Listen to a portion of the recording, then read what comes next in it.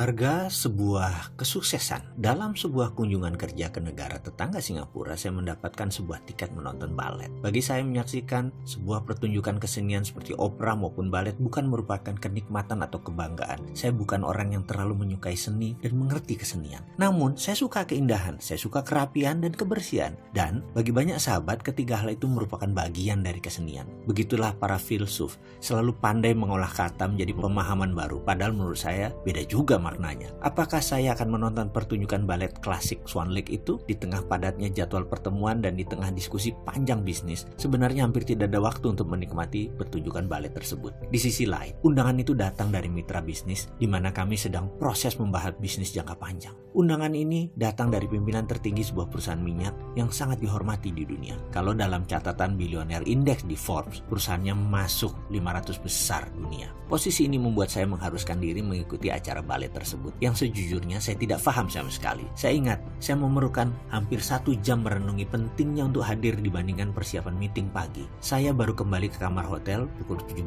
lalu segera ke Esplanade Singapura pukul 19 untuk menyaksikan acara yang dimulai pukul 19.30 dengan mengenakan dress code lengkap, jas hitam dan dasi kupu-kupu.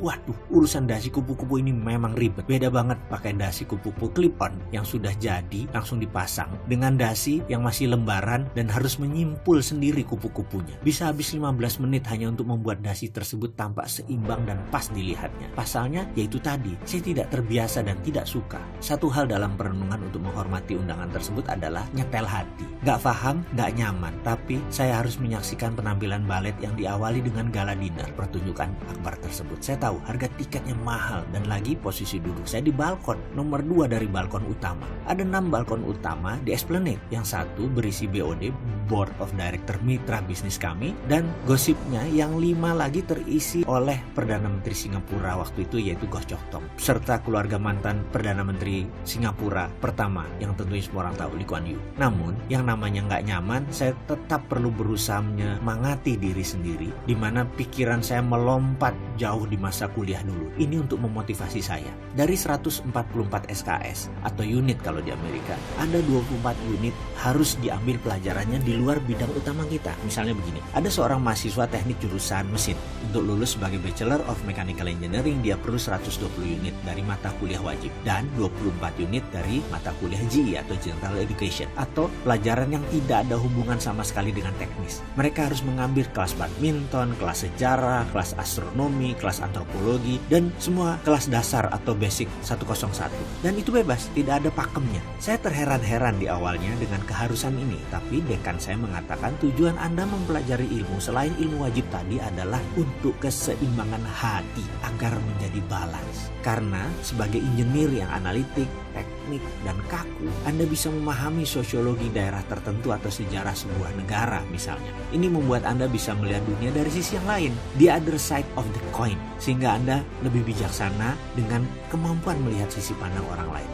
Karena saran tersebut, saya pun mengambil kelas klasik jazz 3 unit, sejarah dunia, arkeologi yang berurusan dengan dinosaurus, serta kelas gastronomi atau ilmu tentang makanan. Itu semua jauh dari dasar keilmuan saya di sekolah aplikasi psikologi sebagai Master Criminal Mind dan Forensic Investigator. Benar-benar tidak nyambung. Namun, saat itu saya bisa melihat dunia meskipun hanya dari kelas kecil saya. Jujur, saya bisa melihat the other side of the coin. Berdasarkan ingatan tersebut, saya pun memutuskan saya akan melihat sisi lain kehidupan. Saya akan menonton pertunjukan balet tersebut. Saya kuatkan hati saya pump up, saya semangatkan, saya bulatkan tekad. Saya pun tiba di Esplanade tepat waktu.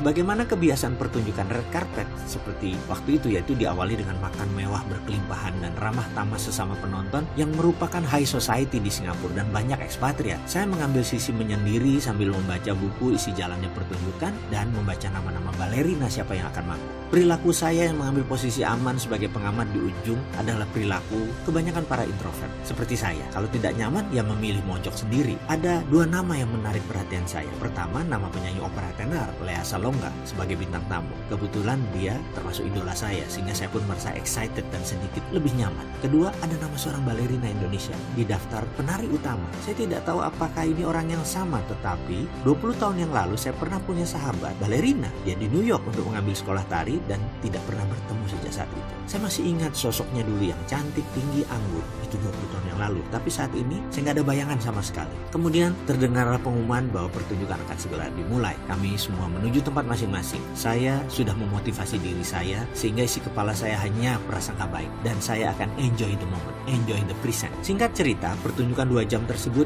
mendapatkan standing ovation. Luar biasa. Saya yang kurang paham saja mengikuti acara tersebut melongo kagum. Apalagi mereka yang paham dan mencintai pertunjukan balet klasik. Saya lihat banyak penonton yang menitikan air mata haru. Tepuk tangan meriah dan wajah sumringah penonton jelas terlihat ketika lampu panggung menyala terang di akhir acara. Mata saya tertuju kepada balerina Indonesia tadi dan benar saja dia teman saya. Di penghujung acara, seluruh penari berbaris membungkuk menghormati penonton yang memberikan penghormatan balik dengan tepuk tangan sambil berdiri, standing ovation. Sebuah kesantunan yang indah bagi saya. Saya terus menatap teman saya yang masih cantik dan anggun. Beberapa gerakannya di panggung tadi mengundang decak kagum banyak penonton. Indah sekali. Saya bertanya-tanya dalam pikiran saya apakah dia masih mengenal saya. Entah mengapa saya memilih untuk mencari tahu. Ketika semua penonton berbalik arah keluar, saya balik arah menuju ke panggung yang gordennya mulai ditutup. Tepat dekat panggung ketika tirai hampir ditutup, teman saya yang berada di barisan agak samping berbalik badan. Saya rasa mata kami sudah saling bertatapan. Saya baru saja hendak menyapa melambaikan tangan, tapi dia terus berjalan sambil menyinggit seperti kebiasaan para balerina. Tak disangka beberapa saat kemudian dia membalik badan dan kembali menatap saya yang berdiri tepat di sisi panggung. Pupil matanya kontan membesar, artinya dia ngeh dan masih mengenal saya. Saya pun tersenyum sambil melambaikan tangan. Dia membalas dengan melambaikan kedua tangannya ke depan. "Mas Uwi ya?" katanya. Asli saya tidak mendengar suaranya, tapi gerakan bibirnya membuat saya mengangguk. Saya pun memiringkan kepala ke kiri memberi isyarat agar dia menemui saya di sisi panggung kiri. Akhirnya dia berpisah dari penari lain dan menemui saya. Di sisi belakang panggung, 2 kenalan lama bertemu kembali, pelukan persahabatan 20 tahun, tidak bertemu mengawali perjumpaan singkat tersebut. Saya pun tidak bisa menghentikan lidah saya untuk tidak memuji dirinya. Pertunjukan tadi luar biasa, kamu masih seperti yang dulu, masih seperti berusia 19 tahun, kata saya. Yang dijawab dengan rona merah di pipi dan tonjokan kecil ke tangan saya. Itu respon seorang yang GR tentunya. Saya diminta duduk di tempat tumpukan properti panggung. Mulutnya nyerocos bertanya tentang apa yang terjadi 20 tahun ini. Saya pun menceritakan singkat jalan hidup saya dan dia menceritakan sekilas kehidupannya sambil melepas sepatu baletnya. Mata saya pun menatap tajam telapak kakinya. Saya sangat terkejut melihat bilur lebam kakinya. Dia seorang penari balet yang hebat, cantik, anggun, dan indah gerakannya. Namun kakinya penuh dengan banyak bekas luka yang tidak terlihat saat dia menari dengan indahnya. Dia pun menatap saya dan berkata, "Kenapa Mas?" Saya diam saja kemudian berkata, "Kaki kamu?" Tanya saya gantung. Dia menjawab, "Itulah harga sebuah keindahan Mas. Bukankah kehidupan begitu?" katanya sambil tersenyum. Kalimat tadi menghentikan jalan pikiran saya, membuat saya membayangkan bahwa ternyata setiap penari, pelukis, pemimpin, seorang yang sukses, usahawan, inovator, bintang film hebat, olahragawan top, semuanya pasti memiliki kesakitan, memiliki kesedihan, memiliki kepedihan, dan bekas luka yang hebat. Itu semua tidak terlihat saat kita hanya melihat suksesnya saja. Padahal semua kesuksesan memiliki harga yang harus dibayar.